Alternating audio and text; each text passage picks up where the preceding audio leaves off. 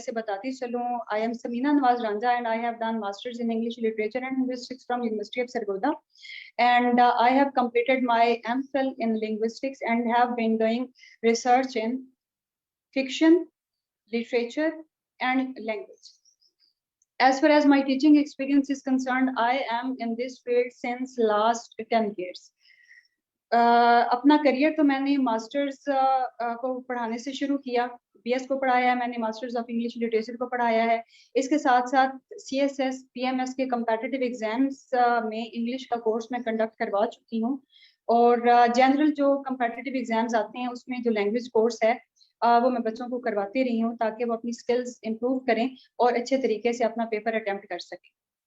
और आपका ये जो कोर्स है ये भी मुझे दिया गया, and I am feeling an honour कि मुझे एक मौका मिला है कि जिसमें मैं ना सिर्फ अपनी स्किल्स को बूस्ट कर सकती हूँ, बल्कि जो नॉलेज अल्लाह ताला ने मुझे अता किया है उसके जरिए मैं स्टूडेंट्स को भी बेनिफिट्स प्रोवाइड कर सकती हूँ। अब बच्चों 2-3 बातें हैं जो कि मैं लैंग्वेज कोर्स के हवाले से आपसे करना चाहूँगी।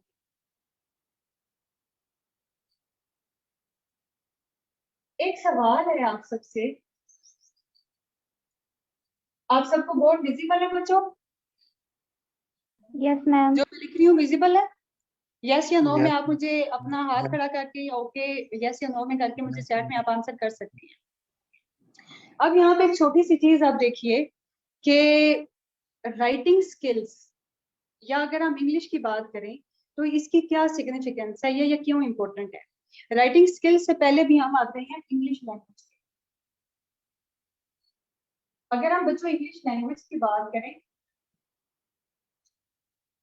जब स्टूडेंट एनरोल होता है क्लासरूम में, स्कूल में जाता है, केजी पहली क्लास में जब बच्चे का एडमिशन होता है तो नर्सरी में, प्रेप में 1 से ऑनवर्ड जब तक जाते हैं, और कोई सब्जेक्ट वो पढ़े या ना पढ़े, एक बुक लाजमी होती है जो स्टूडेंट को नर्सरी क्लास से ही दे दी जाती है, एंड दैट इज इंग्लिश।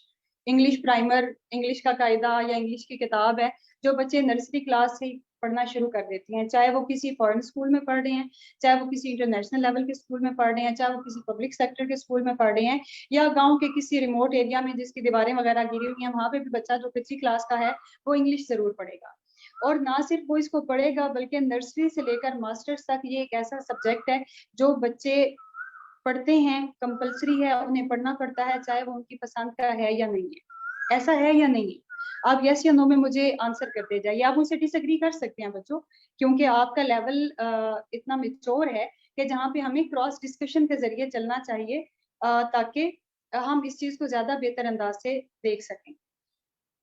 अब ये देखें कि अगर हम नर्सरी से मास्टर्स तक एक सब्जेक्ट है उसको मुसलसल पढ़ते जा रहे हैं, पढ़ते जा रहे हैं, पढ़ते जा रहे हैं, लेकिन आप फिर भी किसी भी स्टूडेंट से पूछें, चाहे वो मैट्रिक का है, चाहे वो मास्टर्स का है, जैसा कि अभी कुछ बच्चे हैं जिनसे मेरी डिस्कशन हो रही है, चाहे वो इंटरमीडिएट का है, आप उससे एक छोटा सा सवाल पूछें कि बेटा आपको लैंग्वेज में क्या मसला आता है, तो वो आपको 2-3 बातें हैं वो बताएगा।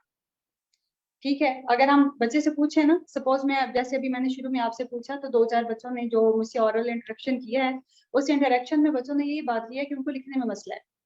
आप किसी भी स्टूडेंट से अगर सवाल पूछते हैं कि what's your problem, what the basic problem you face while writing English, तो बच्चे क्या जवाब देते हैं? बच्चे एक जवाब देते हैं जो मिला जुला जवाब होता है। पहला जवाब होता है मुझे ग्रामर नहीं आती।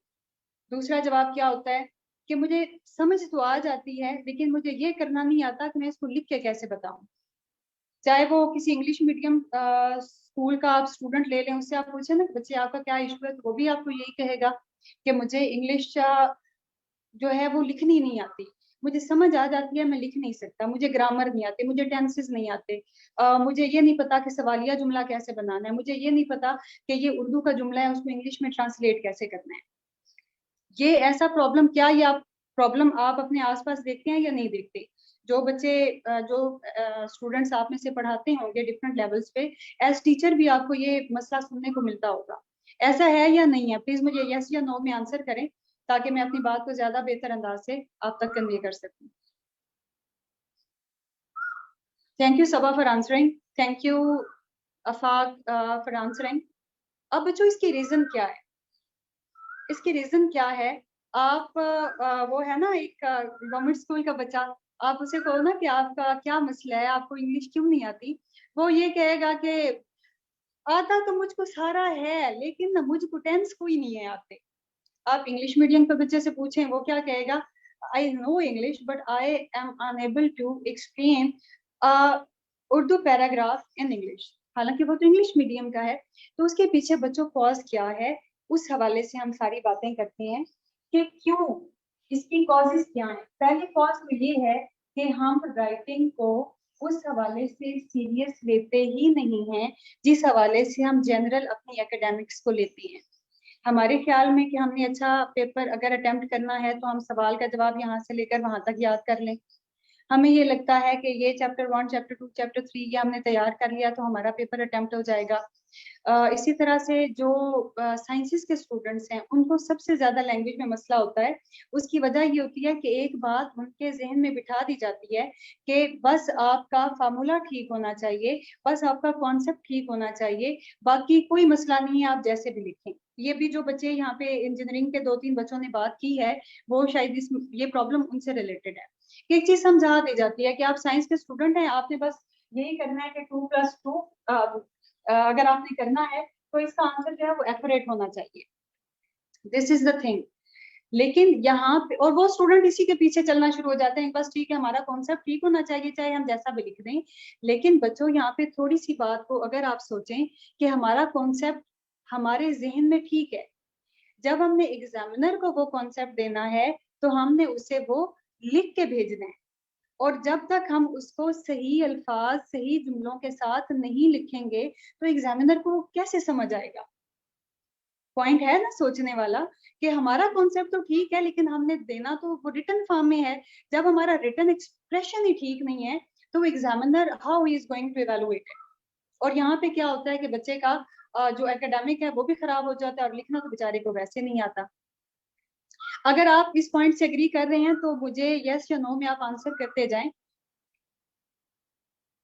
अच्छा, अब इसकी दूसरी प्रॉब्लम क्या है कि एक तो ये प्रॉब्लम आ गया, अब जैसे जो आर्ट्स के स्टूडेंट हैं, ये मसला तो हो गया साइंस के स्टूडेंट्स के साथ। अब आर्ट्स के जो बच्चे हैं उनका प्रॉब्लम क्या होता है? आर्ट्स के बच्चों का जो है ना वो एक हमारा यूनिवर्सल पाकिस्तानी स्टूडेंट्स का प्रॉब्लम कि अच्छा ये बाद में कर लेंगे, जब बड़े होंगे बड़े आदमी बन जाएंगे तो तब कर लेंगे। अब 5th में है, चले बच्चा 6ठी में जाएगा तो वहां पे सीख लेगा। 6ठी में नहीं यार अभी तो बड़ा छोटा बच्चा है, अभी इसने क्या सीखना है। तो क्या है कि जब ये 7वीं 8वीं में जाएगा, अच्छा 10वीं में जाएगा, 10वीं वाले कहते हैं चलो इंटर वाले करवा देंगे, इंटर वाले कहते हैं चलो जब बच्चा ग्रेजुएशन में चला जाएगा वोट कास्ट करने का हक उसके पास वैसे आ जाता है तो वो अंग्रेजी भी सीख जाएगा। तो यानी यहाँ पे क्या होता है कि अपनी जिम्मेदारी को कबूल नहीं किया जाता। यहाँ पे मैं जरूर कहूंगी कि यहाँ पे रिस्पॉन्सिबिलिटी हम टीचर्स की भी आती है कि हम इस जो लिखने की अहमियत है उसको उस संजीदगी से नहीं लेते जिससे कि हमें लेना चाहिए होता है। तो इसका प्रॉब्लम ये होता है कि वो बस आगे डालते डालते कर लेंगे, हो जाएगा हो जाएगा, करते करते क्या होता है कि अल्टीमेटली मास्टर्स करने के बाद भी बच्चे वहीं पे होते हैं कि उनको एक सादा जुमला भी लिखना नहीं आता होता। अच्छा, फिर इसके ऐसा है या नहीं है? ये प्रॉब्लम्स अगर आपको आप फेस करते हैं या जनरली आप अपने आसपास, हो सकता है बच्चों कि आपकी लैंग्वेज स्किल्स बहुत अच्छी हो सकता है कि जब हम पढ़ रहे हों तो आपको पर ये फील हो कि ये चीजें आपको ऑलरेडी पता हो। 100% ऐसा हो सकता है, लेकिन 100% ये भी पॉसिबिलिटी है कि आपको कुछ भी ना पता हो। दोनों पॉसिबिलिटीज मौजूद होती है ना। तो यहाँ पे हमें ये चीज देखनी है कि आपको अपनी सराउंडिंग में ये चीजें नजर आती हैं या नहीं आती।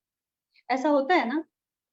ये बच्चों ये तमाम पिछला सारा मेरा एक्सपीरियंस है, इसमें मैंने हर तरह के बच्चों को डील किया है। मैंने छोटे बच्चों को भी डील किया है, कंपेटिटिव एग्जाम्स के एक्सपीरियंस को भी मैंने डील किया है, जनरल जो एकेडमिक के स्टूडेंट्स होते हैं उनको भी मैंने डील किया। और as a student and teacher ये वो प्रॉब्लम है जो मैंने खुद फील किए हैं, खुद फेस किए हैं। अच्छा, फिर बच्चों तीसरी कॉज क्या आती है?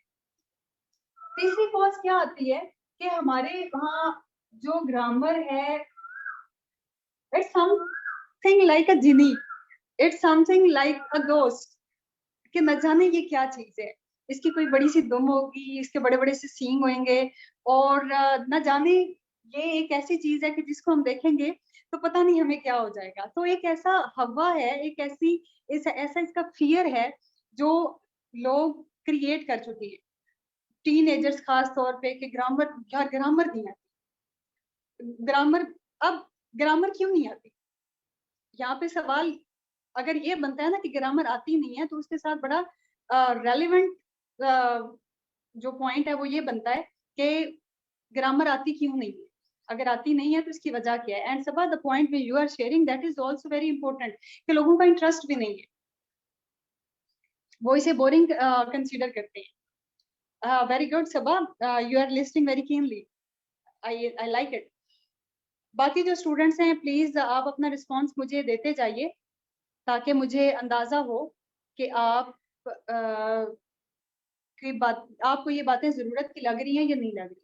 ये तमाम बातें बच्चों मैं आपसे क्यों शेयर कर रही हूँ, यहाँ पे ये है कि ये तमाम बैकग्राउंड मैं आपसे इसलिए शेयर कर रही हूँ ताकि आपको अंदाजा हो कि आप जो कोर्स करने जा रहे हैं वो उसकी अहमियत क्या है, एक बात। और दूसरा, आपको ये अंदाजा हो कि लिखना कितना जरूरी है और हमारे लिखने में बैरियर्स क्या क्या हैं। आप जब तक एक लिखने की अहमियत इसको नहीं समझेंगे, जब तक आप इस चीज को नहीं समझेंगे कि आपके लिखने में बैरियर्स आते क्या क्या हैं, आप हंड्रेड्स ऑफ कोर्सेज भी कर लें तो आपको जो आपके प्रॉब्लम्स वहीं के वहीं रहेंगे। ठीक है, तो यहाँ पे क्या है कि ग्रामर के हवाले से भी एक जो प्रॉब्लम है वो बच्चों को देखने को मिलता है। फिर इसके बाद ये है कि जो स्टूडेंट्स हैं उनका प्रॉब्लम क्या होता है, उनका एक ये प्रॉब्लम होता है कि उनसे पूछा जाए क्यों नहीं आता, वो कहते हैं बाकी तो सारा आता है, हमें टेंस नहीं आते। भैया अब टेंस क्या चीज है, वो की रॉकेट साइंस है जो बच्चों को नहीं आती। और फिर एक और बड़ा इंटरेस्टिंग फैक्टर आता है बच्चों को कि उनसे पूछा जाए ना कि आपको लिखने में क्या मसला है, दे वुड से दैट हमें वोकैबुलरी नहीं पता, दे वुड से कि हमें वोकैबुलरी नहीं पता। इधर एक स्टूडेंट का क्वेश्चन है कि क्या हम एक ही पैसेज में सेम वर्ड्स ले सकते हैं। बेटा मैं इसका आंसर आपको करूंगी, ये कोई आपका बड़ा अच्छा सवाल है और इसको बड़ी डिटेल चाहिए है। तो आप ये अपना जो क्वेश्चन है इंशाल्लाह मेरे माइंड में रहेगा आपका, लेकिन अगर मुझे भूल भी जाता है तो आपने मुझे रिमाइंड करवा देना है। अब ये वोकैबुलरी का जो इशू है, आप ये बताएं कि ये जो मैंने अपने हाथ में पकड़ा हुआ है ये क्या चीज है, आप में से कोई स्टूडेंट बता सकता है? Kindly please if you like to unmute your mics. What I am having in my hand? Marker ma'am. ये मार्कर, मार्कर ओके। मैं जिस पे लिख रही हूँ ये क्या चीज है? White board. It's white board. अच्छा, आप गर्मी है तो गर्मी में सारे लोग हवा भी ले रहे होंगे, तो हवा का जरिया क्या है आपके पास रूम में? फैन। मैम। फैन। ऐसी ऐसी। फैन। अच्छा बच्चों आप ये बताओ कि आपने जितने भी वर्ड्स मुझे बताए हैं इनमें से कोई एक भी उर्दू का लफ्ज आपने बोला है? मार्कर या व्हाइट बोर्ड या फैन या रूम या डोर? No ma'am. तो फिर वोकैबुलरी क्या होती है कि आपको उर्दू में जिन चीजों के नाम आते हैं आपको दूसरी लैंग्वेज जो कि आप सीख रहे हैं उसमें भी उसके नाम आते हैं। और हम क्योंकि लैंग्वेज जो है वो हमारी सेकंड लैंग्वेज यहाँ पे इंग्लिश है, तो आपने कोई भी लफ्ज उर्दू का नहीं बोला। इसका मतलब the problem is not with the vocabulary, the problem is not with the grammar, the problem is not with the tense. So where the problem lies? The problem lies because we do not know the significance of writing a language. हम language writing की significance को नहीं समझ रहे होते। अब यहाँ पे आप ये देखें कि जैसे आपका एग्जाम CSS है या PMS है या इसके अलावा आप किसी भी अदर कंपेटिटिव एग्जाम में जाते हैं, यहाँ एक चीज आप याद रखिए कि CSS PMS में तो जो एग्जाम्स हैं उसमें इंग्लिश एक लाजमी सब्जेक्ट है ही, जैसा कि कंपोजिशन का पेपर है या ऐसे का पेपर है। इसके अलावा आप 100 मार्क्स के किसी भी सब्जेक्ट में चले जाते हैं वहां पे 20 क्वेश्चन लाजमी तौर पे इंग्लिश लैंग्वेज से होते हैं। आप किसी भी कंपेटिटिव एग्जाम में चले जाएं, आप किसी इंटरव्यू में चले जाएं, आप अपने रेलिवेंट सब्जेक्ट के लेक्चरर एग्जाम के लिए प्रिपरेशन करें, आप जीके का कोई पेपर दें, आप कोई टेस्ट दें, इंग्लिश लैंग्वेज का 20% लाजमी हर कोर्स में शामिल है। आप ये प्रीवियस जितने भी एग्जाम्स होते हैं, आप वो पेपर निकाल के देख सकती हैं। और जहां तक ये मेजर ये 2 एग्जाम्स हैं वो कंसीडर किए जाते हैं पाकिस्तान में, और हर एक का गोल यही होता है कि वो, और फिर तीसरा मैं यहाँ पे शामिल कर लेती हूँ, पीपीएससी कमीशन का ये भी एग्जाम होता है। तो बच्चों, ये जो 3 एग्जाम्स हैं ये मेजर एग्जाम्स कंसीडर होते हैं। आफाक जो है वो अग्री कर रहे हैं मेरी बात से, क्योंकि वो बता रहे हैं कि उन्होंने डिफरेंट एग्जाम्स दिए हैं। ये लाजमी होता है कोर्स, आप एनटीएस में हैं, आप पीपीएससी में, आप सीएसएस है, पीएमएस है, इसके अलावा जनरल 100 मार्क्स के टेस्ट होते हैं। इसके अलावा आप किसी यूनिवर्सिटी में पीएचडी के लिए चले जाते हैं, आप किसी इंटरव्यू के लिए चले जाते हैं, आप जनरल कोई जॉब करते हैं, तो वहां पे ये जो 20% है इंग्लिश लैंग्वेज का, ये कंपलसरी है, ये लाजमी होता है। और बच्चे यहाँ पे नाकाम हो जाते हैं। नाकाम इसलिए हो जाते हैं कि बच्चों ने सिर्फ अपनी एकेडमिक्स को इतना ही फोकस किया हुआ होता है कि हम याद कर लेंगे, यहाँ से लेकर वहां तक पेपर में लिख देंगे और पास हो जाएंगे। और इसी नजरिए से बच्चे सीएसएस पीएमएस अटेम्प्ट करते हैं, और इसी वजह से ज्यादातर जो बच्चे हैं वो फेल हो जाते हैं, क्योंकि उन्होंने कभी जो रिटन पोर्शन है उसको अहमियत ही नहीं दी। अब ये जो लैंग्वेज कोर्स है जिसको हम कंडक्ट कर रहे हैं, उसका पर्पज ये है कि बच्चों को इस अहमियत का अंदाजा हो। आप ये देखें, आपने 100 मार्क्स का ऐसे लिखना है ना, एक सवाल है 100 मार्क्स का, और उस पे डॉक्टर हुदा बहुत अच्छा लेक्चर डिलीवर कर चुकी हैं। जिन बच्चों ने उसे अटेंड किया है उन्हें बड़ा बेनिफिट हुआ होगा उससे। आप ये देखो कि आपने 100 मार्क्स का क्वेश्चन है वो प्रिपेयर किया, आपने डिफरेंट टॉपिक्स पढ़े, आपने डिफरेंट ऑथर्स को पढ़ा, आपने डिफरेंट बुक्स पढ़ी, आपने डिफरेंट स्कॉलर्स से मुलाकात की, आपने इंटरव्यूज कंडक्ट किए, आप डिफरेंट सीएसपी से मिले, आप डिफरेंट कमिश्नर्स हैं जो कि आपके हो सकता है कि एक्वेंटेंस में हो, आप उन लोगों से मिले जो कि पहले अटेम्प्ट ले चुके हैं, आप डिफरेंट टीचर से मिले, आपने अपने जहन में डिफरेंट टॉपिक्स पे एक बड़ी शानदार प्रिपरेशन कर ली, but in spite that you get fail. What is the reason? Reason ये है कि आपने 20% तो तैयारी की, आपने 80% तैयारी नहीं की। And if I am not exaggerating, हम इसको थोड़ा सा शिफ्ट कर देते हैं, आपने 30% तैयारी की, आपने 70% इग्नोर किया। 70% आपने क्या इग्नोर किया? आपने ये तो तैयार कर लिया कि मैंने ये बातें लिखनी है, आपने ये छोड़ दिया कि इन बातों को लिखना किस तरीके से है। आपने रेगुलर रिटन प्रैक्टिस नहीं की। आपको सादा जुमला लिखना आया, लेकिन जहां पे जुमला थोड़ा सा टेढ़ा हुआ, आप वहीं पे परेशान हो गए, आप वहीं पे नाकाम हो गए। इसी तरह से प्रेसी कंपोजिशन, यहाँ पे एक स्टूडेंट है वो कह रहे थे कि उनको प्रेसी में प्रॉब्लम है, उनको इशू आता है। उन्होंने भी जो पेपर अटेम्प्ट किया है प्रेसी एंड कंपोजिशन, उसमें भी सेम इशू आता है कि आपको पता है कि प्रेसी क्या है, आपको पता है उसके रूल्स क्या हैं, आपको ये भी पता है कि आपने उसको शॉर्ट कैसे करना है, आपको ये भी पता है कि आपने लार्ज कैसे करना है, लेकिन आपने उसकी रिटन प्रैक्टिस की ही नहीं है। यहाँ पे सबा जो है वो रिस्पॉन्ड कर रही हैं कि ज्यादा टाइम हम रीडिंग में लगा देते हैं, राइटिंग को देते ही नहीं है, और इसी वजह से जो स्टूडेंट्स हैं वो नाकाम हो जाते हैं। और ये आप ये देखें कि अब लिखना सिर्फ ये नहीं है कि आपने जाके जाना है, पेपर में बैठना है, ऐसे लिखाना है, या आपने प्रेस लिखानी है, या आपने कंपोजिशन लिख के आ जानी है। आप इवन अपने ऑप्शनल सब्जेक्ट्स देखें, ऑप्शनल सब्जेक्ट्स देखें, सारे के सारे उनका मीडियम इंग्लिश है, सिवाय इस्लामियात के या उर्दू के या पर्शियन या लैंग्वेज वगैरह अगर आप उसमें जाते हैं। पॉलिटिकल साइंस है, उसमें अगर आप जाते हैं तो वो वहां पे भी पेपर आपने किस में अटेम्प्ट करना है, आपका मीडियम इंग्लिश है। इसी तरह से आप इंटरनेशनल रिलेशंस हैं, उसमें जाते हैं, पेपर आपने इसी मीडियम में अटेम्प्ट करना है। आप आपका जीके का पेपर है, साइंसेस का पेपर है, इसके अलावा सिवाय लैंग्वेज के कोई भी दूसरा पेपर नहीं है कि जिसमें ऑप्शन हो कि आप अपनी लैंग्वेज चेंज कर लें। तो ना सिर्फ आपका वो कंपलसरी पेपर तो गया ही गया, आपका जो ऑप्शनल है जहाँ पे पास होने का मार्जिन होता है, आप वहां पे भी नाकाम हो जाते हैं, क्योंकि वही एक वो जो पूरी वो नर्सरी से मैट्रिक तक हमने पहले जो बात की है, वो एक फ्रेमवर्क आपके जहन में सेट हो चुका होता है, और कभी हमने सोचे नहीं होता कि हमारे मसाइल हैं कहाँ पे।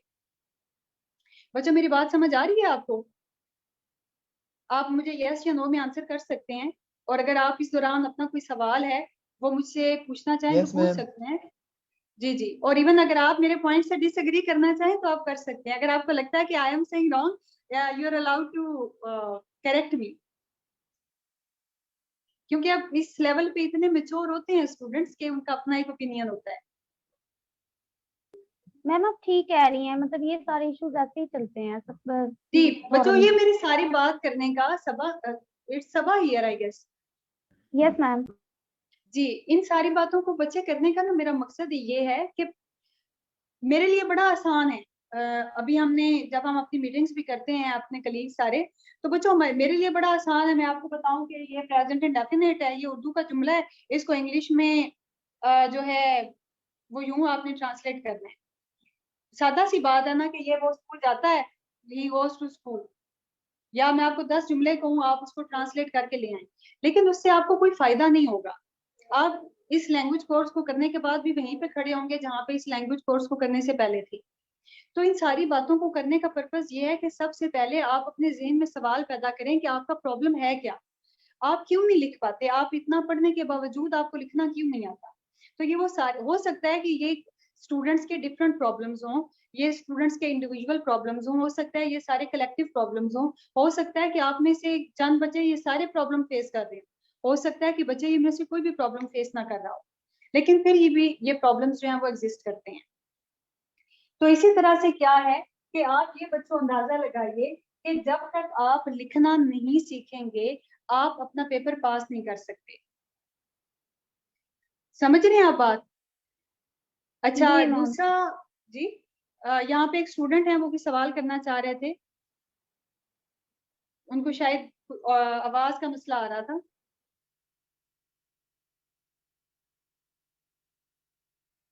मैम मेरा ओके, ये सवाल था जैसे, हेलो जी मैम। जी हेलो। जी जी जी मैम, जी जी यही था कि जैसे वोकेबलरी, अभी काफी अल्फाज हमने बताया कि वो रेगुलर बेसिस पे हम जो अल्फा वर्ड्स वोकेबलरी सुनते, जो रेगुलर बेसिस पे हम वोकेबलरी होती है वो कर लेते हैं, मगर जो रिट ये CSS PMC में जो ISA या इस तरह के होते हैं पैराग्राफ्स में लिखने के लिए, तो वो कैसी बुक हो या किस तरह का रूटीन बनाए कि डेली वो मतलब वो वर्ड्स याद करें या उस तरह से, वो प्रॉब्लम बहुत होती है लिखने में बच्चों, ज्यादातर। ये आपका बहुत अच्छा सवाल है। इसके लिए ना 2-3 टिप्स हैं, वो मैं आपको साथ साथ जो जो हमारा जैसे जैसे ये टॉपिक आता जाएगा ना, आपको इंशाल्लाह जो पहले 4-5 लेक्चर्स हैं उसके बाद आपको अपने सारे मसाइल जो हैं, आपके सारे सवाल हैं, उनका जवाब मिल जाएगा। और दूसरा इसकी ना मैं आपको हर लेक्चर के एंड पे जो हम टॉपिक करेंगे उस टॉपिक से रिलेटेड मैं टिप्स भी आपको दूंगी, इसके साथ साथ आपको मैं असाइनमेंट्स भी दूंगी जो आपने करनी है, और इसके अलावा ये जो लिखने के मसाइल हैं उनको आपने कैसे हल करना है मैं साथ साथ बताऊंगी। अभी सिर्फ जनरल हम जो पॉइंट्स हैं वो डिस्कस कर रही हैं। अब ये बातें आपको क्लियर हो गई हैं, तो यहाँ अभी जो मेरी बात करने का मकसद है वो ये है कि आप जितनी भी अच्छी प्रिपरेशन कर लेते हैं, जब तक आपने लिखना नहीं सीखना, जब तक आपने अपनी रिटन स्किल्स को इम्प्रूव नहीं करना, आप तब तक अच्छा अटेम्प्ट नहीं ले सकते, क्योंकि ये मेयर लिखना नहीं है। आप जितना भी अच्छा पढ़ लें, एग्जामिनर आपसे फिजिकल इंटरेक्शन में नहीं है। एग्जामिनर आपको फिजिकली नहीं जानता, वो नहीं जानता कि इस बच्चे का कॉन्सेप्ट कितना क्लियर है। हम टीचर हैं, हमें पता चल जाएगा जैसे जैसे हमारा इंटरेक्शन होगा कि नहीं इस बच्चे की समझ बड़ी अच्छी है, इसको इसकी फोरसाइट बड़ी ठीक है, ये बड़ी ठीक डायरेक्शन में सोचता है, हमें तो पता है, लेकिन एग्जामिनर को ये बातें नहीं पता। क्यों? क्योंकि एग्जामिनर आपसे कभी इस इंटरेक्शन में आएगा ही नहीं। एग्जामिनर के साथ आपका एक ही इंटरेक्शन होगा और वो होगा आपका रिटर्न पेपर। आपके जहन में जितनी बातें हैं वो जितनी चाहे क्लियर हो जाएं, जब तक आप उनको अच्छे तरीके से रिटन वे में एग्जीक्यूट नहीं करेंगे आप नहीं कामयाब हो सकते, क्योंकि जो बात आपके जहन में सही से क्लियर आपके जहन में है, आपने एग्जामिनर को लिख के बताना है कि जो आपके जहन में बात है, और जब आप अपनी सही समझ को गलत अंदाज से कम्युनिकेट कर देंगे तो एग्जामिनर वहां पे क्या करेगा? कुछ भी नहीं कर सकेगा, और उसका नतीजा क्या निकलेगा? आपकी नाकामी निकलेगी। समझ रहे हैं आप इस चीज को? तो आप ये अंदाजा, और फिर दूसरी चीज आप ये देखिए कि ये नहीं लिखने ही नहीं है, लिखने के इस कोर्स का आपको एक और फायदा भी है। इस कोर्स का आपको दूसरा फायदा क्या है कि आपकी हैंड राइटिंग इम्प्रूव होगी जब आप रिटन प्रैक्टिस करेंगे। जब आप रिटन प्रैक्टिस करेंगे तो आपकी स्पीड मेंटेन होगी। आपकी स्पीड जब मेंटेन होगी तो आपका टाइम मैनेज होगा। जब आपका टाइम मैनेज होगा तो आप कम वक्त में ज्यादा अच्छा लिख सकेंगे। तो अब ये देखते हैं, इस पॉइंट से आगे हम चलते हैं। यहाँ तक तो हमने ये बात कर ली कि हम लिखने की अहमियत को क्यों नजरअंदाज करते हैं। लिखने की अहमियत को कभी भी नजरअंदाज नहीं किया जाना चाहिए। यहाँ पे ना एक मैं आपसे पॉइंट जो है वो डिस्कस करती हूँ। जब नबी पाक सल्लल्लाहु अलैहि वसल्लम पे वही नाजिल हुई ना, तो वही के नाजिल होने के साथ क्या इंतजाम किए गए, कातिबे वही के इंतजाम किए गए कि जो वही है उसको लिख ली जाए, उसको लिख लिया जाए, क्योंकि वो तो एक यूनिवर्सल मैसेज है। आने वाली जो नस्लें हैं उन तक पहुंचाना है, पूरी उम्मत तक पहुंचाना है उसको। फिर कुरान पाक आप देखें कि हमारे पास एक रिटन एक्सप्रेशन में मौजूद है, परफेक्ट एग्जाम्पल है ना वो। इसी तरह से कुरान पाक बच्चों आप पढ़ते हो ना, तो वहां पे जहाँ पे लेन देन के मसाइल आते हैं तो वहां पे क्या कहा गया है कि जब लिखो, जब मामला करो तो लिख लिया करो, मामला करो तो लिख लिया करो। क्यों? एग्जाम्पल देने का मकसद है कि आप अंदाजा लगाएं कि लिखने की अहमियत क्या है। अच्छा, अब हम ये बात करते हैं कि हमारा जो कोर्स है उसके कंटेंट्स क्या होंगे। हमारा जो कोर्स है उसके कंटेंट्स क्या होंगे।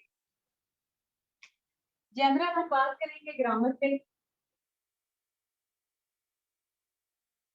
ग्रामर के बाद हम बात करेंगे टेंस पे, इसके अलावा हम बात करेंगे सेंटेंस पे, पार्ट्स ऑफ स्पीच भी यहाँ पे साथ ही आ जाएंगे। इसमें से कुछ पॉइंट्स हम आज ही डिस्कस कर लेंगे। अब इन पॉइंट्स को शुरू करने से पहले मैं यहाँ पे 2-3 जुमले लिखती हूँ। आपका टारगेट क्या है, आपने इन्हें ट्रांसलेट करना है, ठीक है। हमारा पाकिस्तान का एक कौमी जुमला है, उसके बगैर हमारी अंग्रेजी मुकम्मल नहीं होती, तो मैं उसी नेशनल सेंटेंस के साथ शुरू करूंगी। दैट वो स्कूल जाता है। कौमी जुमला है ना कि हर जगह ये जुमला हम लाजमी पढ़ते हैं। ट्रांसलेशन आती है आपको इसकी सबको? Simple, he goes to school. अब इसमें क्या रॉकेट साइंस है मैम, आपको इतना सादा सा जुमला में लिख के दे दिया। अच्छा, इसको ना हम थोड़ा सा चेंज करते हैं, थोड़ा सा हम इसको करते हैं। उससे बच्चों नजर आ रहा है आपको? Yes ma'am. उसे स्कूल भेजा जी, उसे स्कूल भेजा जाता है। ट्रांसलेट करें इसे।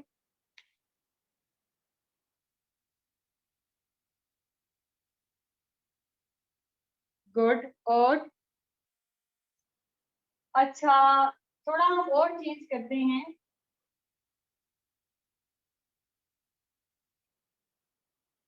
बच्चा सोता है। ये बाकी स्टूडेंट्स में आप ही आंसर करें। सादा जुमलों से मैंने बात शुरू की है। बच्चा सोता है।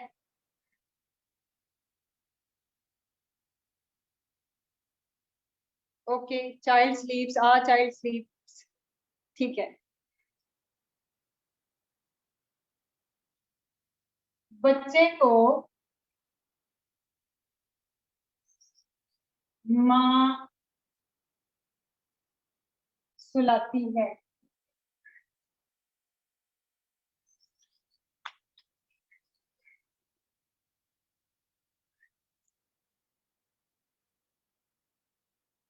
जी, इसकी इंग्लिश बनाए आप, बच्चे को माँ सुलाती है।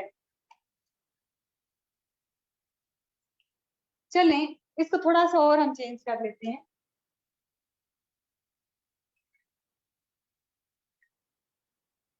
बच्चा सुलाया जाता है।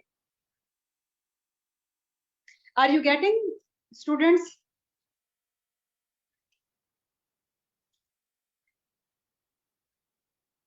Late me check your chats.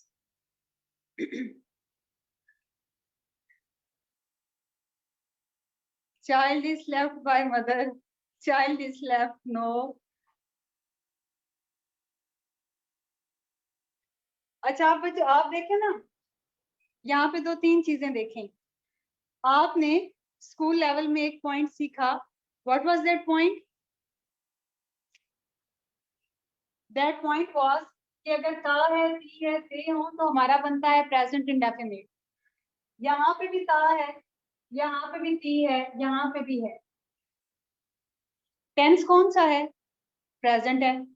लेकिन आपसे जी बच्चों, लेकिन ये सादा जुमले आपसे ट्रांसलेट नहीं हुए मैक्सिमम बच्चों से।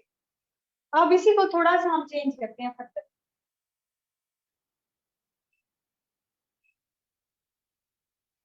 आपको कहा जाता है कि सेंटेंस हमारा बनता है सब्जेक्ट होगा, वर्ब होगा, ऑब्जेक्ट होगा।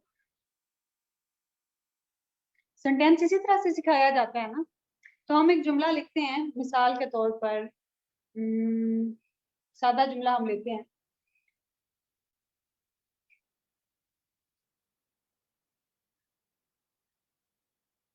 हम बाग की सैर करते हैं।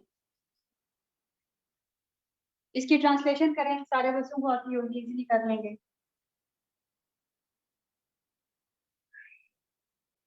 हमें सैर कराई जाती है, वी विजिट गार्डन। ओके, अब हमें सैर कराई जाती है, इसी को थोड़ा सा चेंज कर दें आप, हमें दादा सैर कराते हैं। ये इधर शुरू में स्टूडेंट ने we are being visited. Okay, आप ये सारे जुमले बनाएं, फिर हम डिस्कस करते हैं which one is the correct. यहाँ पे शुरू में एक स्टूडेंट ने अपना प्रॉब्लम शेयर किया था, I guess he was a father और some student who did engineering, के जब अटेम्प्ट लिया तो हमें सादा जुमले जिस तरह के हम पढ़ के आए हुए होते हैं वैसे पेपर में नहीं आते। और बच्चों ये प्रॉब्लम है जो आपका रिटर्न में आपको फेस करना पड़ता है। सादा जुमले सारे बच्चों को आते हैं, वो स्कूल जाता है, आप अच्छी तरह पता है कि उसको स्कूल कैसे भेजना है, बच्चा रो पड़ता है, आप रोएगा तो उसको चुप कराना भी बच्चों को आता है। लेकिन प्रॉब्लम क्या है कि जैसे ही थोड़ा सा सेंटेंस चेंज हुआ, थोड़ा सा सेंटेंस आगे पीछे हुआ, वहीं पे प्रॉब्लम खड़ी होगी, बच्चों से वो जुमला ट्रांसलेट नहीं होगा। और इसी वजह से क्या है कि आपका उर्दू ट्रांसलेशन का पैराग्राफ आप मिस कर देते हैं। आप जब ऐसे लिखने लगे हैं, आपके जहन में बहुत अच्छा आइडिया है, लेकिन क्योंकि उसमें इस तरह के जुमले आ रहे हैं, आप उसको नहीं लिख पाते, और इसी तरह से प्रेसी में आपको मार खानी पड़ती है। वजह ये होती है कि जैसे ही थोड़ा सा सेंटेंस शिफ्ट होता है, आपको नहीं समझ आती। हालांकि वहां पे करना क्या होता है कि आपने मियर जो है सेंटेंस को शिफ्ट करना होता है।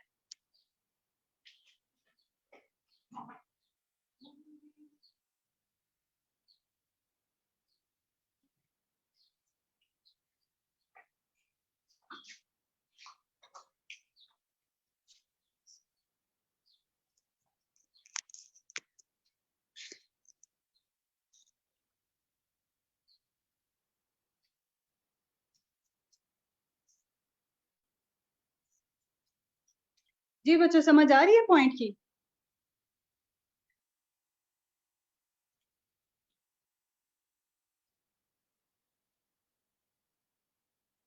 तो ये वो पॉइंट हैं।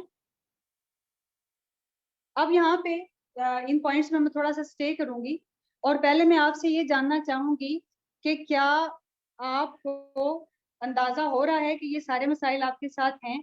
आपने बच्चों बीइंग ऑनेस्ट आपने मुझे ये आंसर कर दिया। मुझे यस या नो में आप सिर्फ आंसर यहाँ पे करते जाए।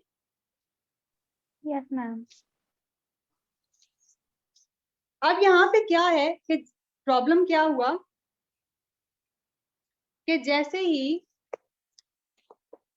थोड़ा सा सेंटेंस डाइवर्ट हुआ, थोड़ा सा सेंटेंस शिफ्ट हुआ, वहीं पे बच्चों को प्रॉब्लम महसूस हुआ। हालांकि आपने भी क्या करना होता है, थोड़ा सा तरीका क्या है, जब सेंटेंस शिफ्ट होगा हमने अपनी थोड़ी सी पोजीशन जो है वो शिफ्ट करनी है। आप इसके अलावा यहाँ पे एक और जो है सेंटेंस देखें,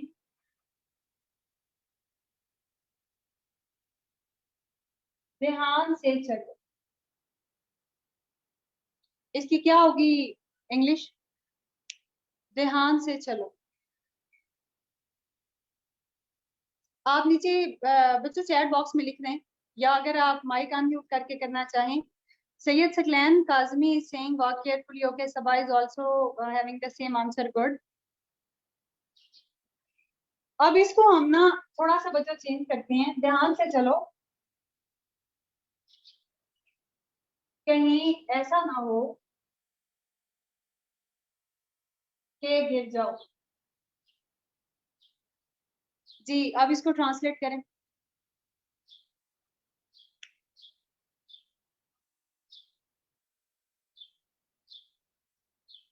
जी बच्चों, आप इसको आंसर करें। मैं साथ साथ आप में ये जो बच्चों के मेरे पास चैट मौजूद हैं, मैं उनको देख लूं।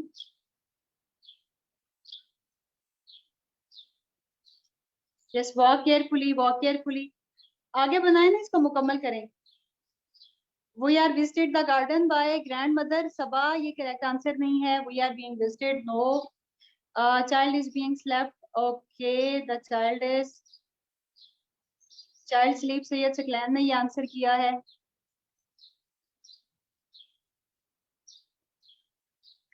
Okay Afaq, you are saying that I am talking exactly about your life. Beta, these are the problems which every student face. Even when we ourselves were students, we were having the same problems with us.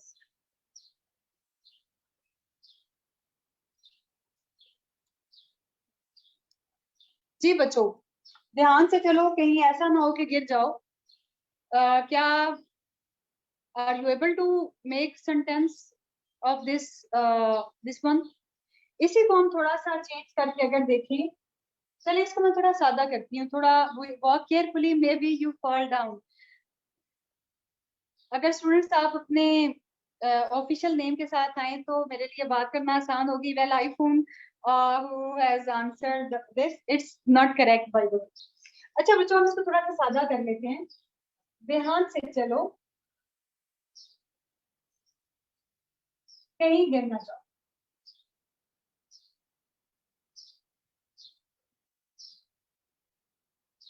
ध्यान से चलो, कहीं गिर ना जाओ।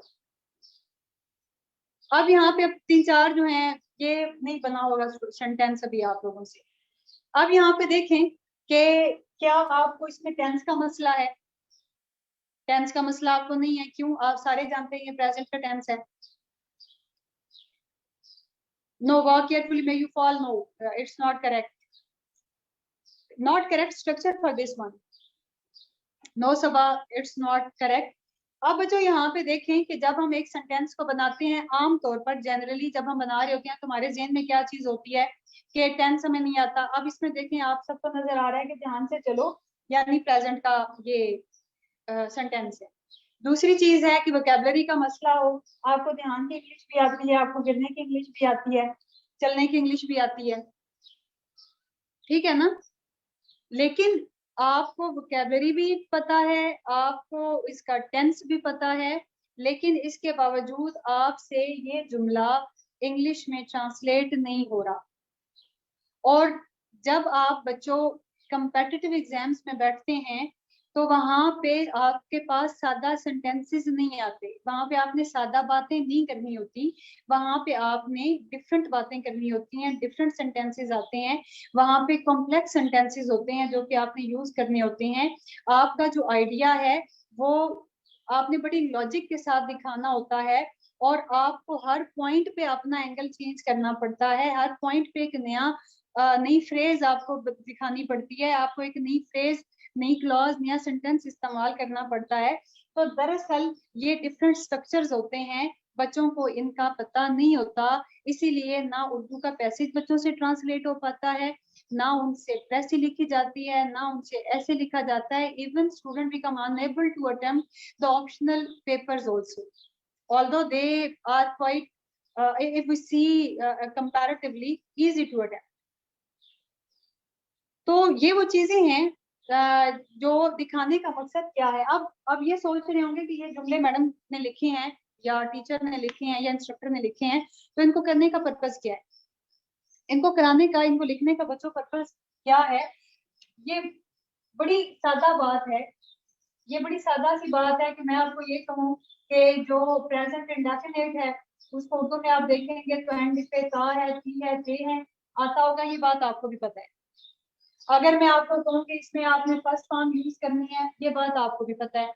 अगर मैं आपको कहूँ कि आपने हेल्पिंग वर्ब जो है वो इसमें इस्तेमाल नहीं करने, तो ये बात क्या है, ये बात आपको भी पता है। पर्पस आपको घुमाना नहीं है, जैसा कि आमतौर पे एक एटीट्यूड होता है, या आमतौर पे आप ग्रामर की बुक्स उठा के देखते हैं या ग्रामेरियन से मिलते हैं, तो वो क्या करते हैं, उनका एक सादा एक क्या होता है कि आपने अपना प्रेजेंट इंडेफिनिट जो है वो यूज करना है, तो उसमें ता है, ती है, आता है, उसके एंड पे गागी नहीं होगा, उसके एंड पे जो है रहा रही या नहीं होगा। जब पता है कि एंड पे ता ती आना है, तो रहा रही का तो सवाल ही पैदा नहीं होता, गागी का तो सवाल ही पैदा नहीं होता। तो जो बातें आपको ऑलरेडी पता हैं, उनको बताने का ना उनकी कोई जरूरत है, ना उनको बताने का कोई फायदा है, और उनको बता के ना ही हम आपका टाइम वेस्ट करना चाहते हैं। हम आपको वो चीजें बताना चाहते हैं, मैं आपको वो चीज बताना चाहती हूँ जो आपको नहीं पता। जैसा कि आपको इस तरह के जुमलों में मसाइल पेश आए हैं जो आपकी जरूरत के हैं, जो आपको करने चाहिए, जो कि आपके लिए बेनिफिशियल है। समझ रहे हैं आप बात? तो इसमें काफी हद तक समझ गए हैं, और फिर ये पता चल अच्छा, गया कि क्या ग्रामर क्या है। जी बच्चों, ये तमाम बातें बताने का मकसद ये है कि आपको पता हो कि बहुत सारे स्टूडेंट्स हैं, हो सकता है उनके ज़हन में ये हो कि हमें जो है वो बस ये इन्होंने बताना है कि ये सेंटेंस है, ये टेंस है, ये प्रेजेंट इंडेफिनिट है, ये पास्ट इंडेफिनिट है, ये फ्यूचर इंडेफिनिट है। ये तमाम चीजें हम करेंगे, टेंसेस उनकी अपनी एक जरूरत है, वो लाजमी तौर पे हम करेंगे, लेकिन हम वो ट्रेडिशनल जो हम, ये बातें तो आप ऑलरेडी करते आ रहे हैं ना, ये बातें तो आपको पता है, आप पढ़ते चले आ रहे हैं। तो जो चीजें आपको ऑलरेडी पता हैं, हम उन्हीं में चीजों को ऐड करेंगे, और वो चीजें जो आपको नहीं पता हम उनको लेके चलेंगे। तो अब ये है कि हमें यहाँ से आगे लेके चलना क्या है, दो तीन बातों को। पहली चीज तो ये है कि हमें देखना है कि ग्रामर है क्या। शुरू हम करेंगे ग्रामर से। अब जो यहाँ तक की बातें बताने के बाद आपको आइडिया हो गया है, पहली चीज तो ये है कि आपको अपनी जरूरत भी समझ आ गई होगी। जरूरत समझ आने का मतलब यह है कि आपको अंदाजा हो चुका होगा कि जब आप लिखते हैं तो आपको लिखने में मसाइल कहाँ पे आ रहे होते हैं। जिन बच्चों को ये लगता है ना कि उनको सिर्फ वोकेबलरी का मसला है, तो उनको अंदाजा हुआ होगा कि मेयर वोकेबलरी मसला नहीं है। जिन बच्चों को लगता है कि सिर्फ उनके टेंस का मसला है, उनको, जी बच्चे मैं ट्रांसलेशन बताऊंगी, इनके स्ट्रक्चर्स हैं उनको हम डिटेल में करेंगे। जिन स्टूडेंट्स को लगता है कि सिर्फ टेंस उनका मसला है, तो उनको अंदाजा हुआ होगा कि मेयर टेंस उनका मसला नहीं है। जिन स्टूडेंट्स को लगता है कि उन्हें ग्रामर का नहीं पता, तो आपको बच्चों अंदाजा हुआ होगा इन तमाम बातों से कि ये तमाम मसाइल हैं, लेकिन सिर्फ यही मसले नहीं है। नो डाउट ये तमाम प्रॉब्लम्स एग्जिस्ट करते हैं, लेकिन सिर्फ यही प्रॉब्लम्स नहीं है। तो हमने क्या करना है, इनको बच्चों वन बाय वन करना है। वन बाय वन करना है इस तरह से कि जो चीजें जनरल डिस्कशन वाली होंगी, जिनको थोड़ी अहमियत चाहिए होगी, उनको हम थोड़ी अहमियत देंगे, जिनको ज्यादा अहमियत चाहिए होगी उनको हम ज्यादा अहमियत देंगे।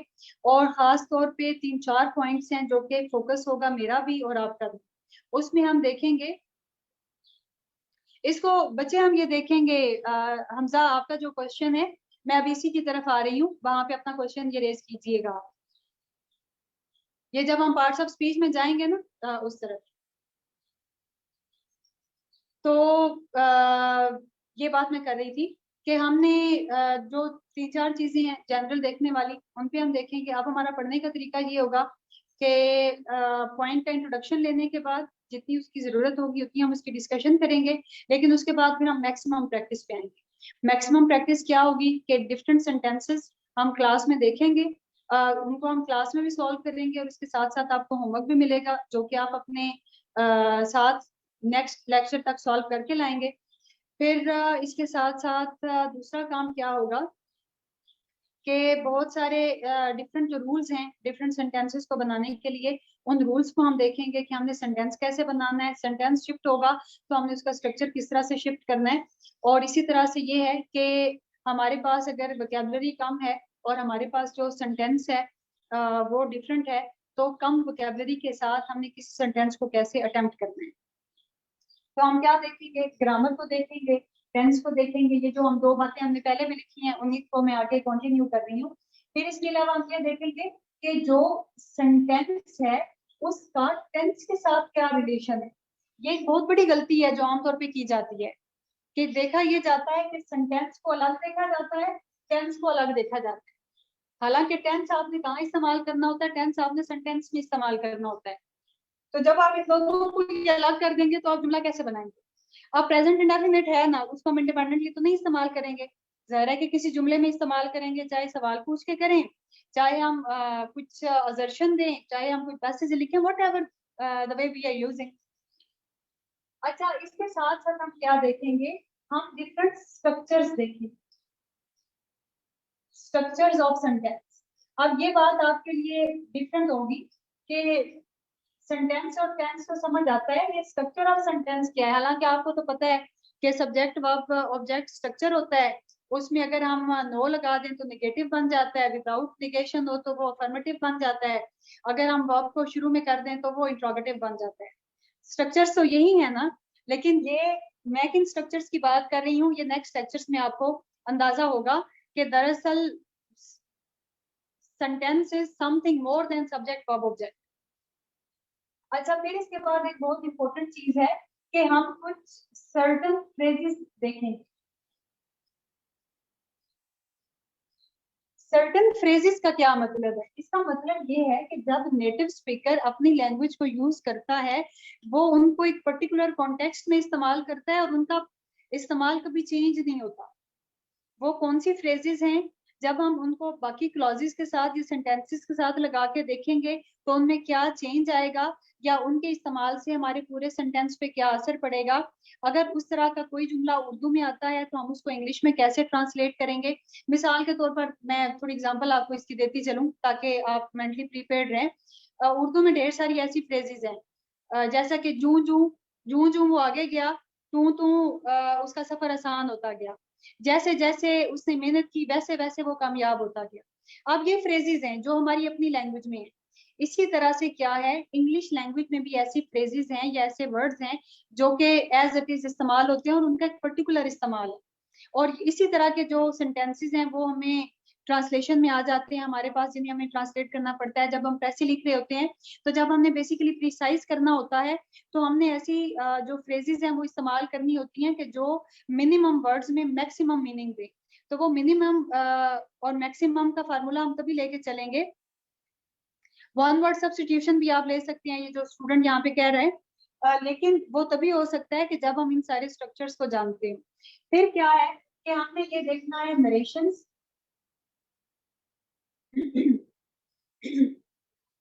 नरेशंस क्या हैं, जिनको हम आम जबान में डायरेक्ट इनडायरेक्ट कहते हैं।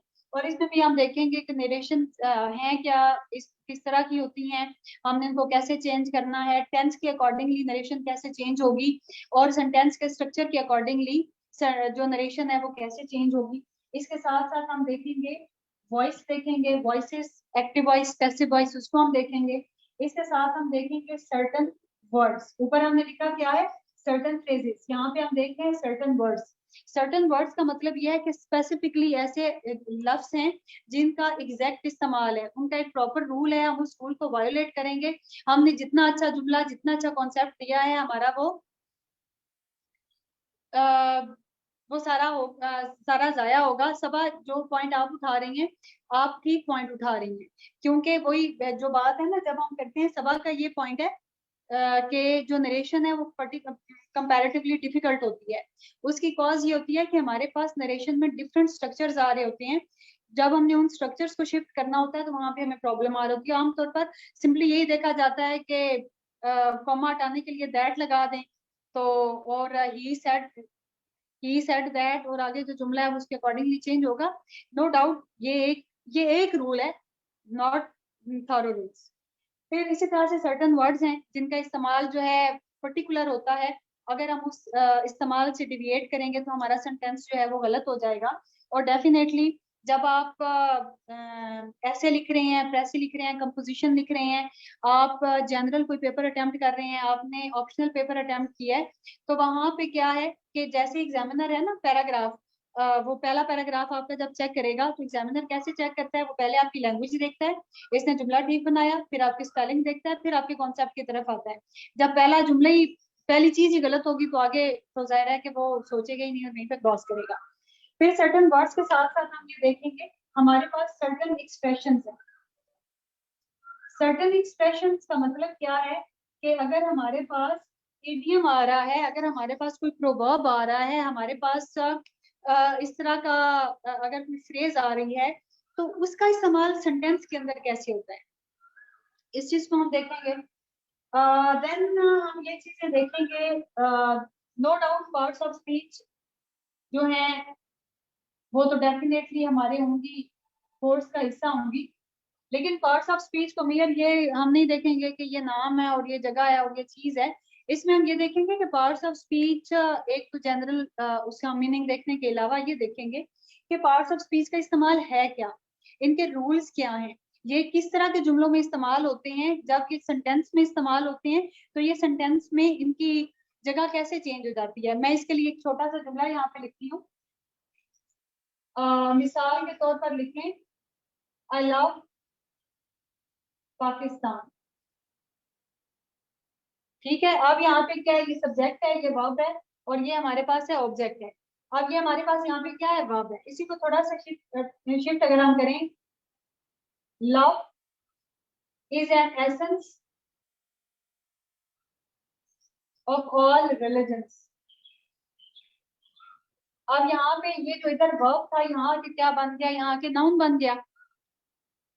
तो जो पार्ट्स ऑफ स्पीच हैं उसको हम डिटेल से देखेंगे कि पार्ट्स ऑफ स्पीच हैं क्या, इनका इस्तेमाल क्या है, और सेंटेंस को ये कैसे इस्तेमाल होती हैं, जो जरूरी चीज है।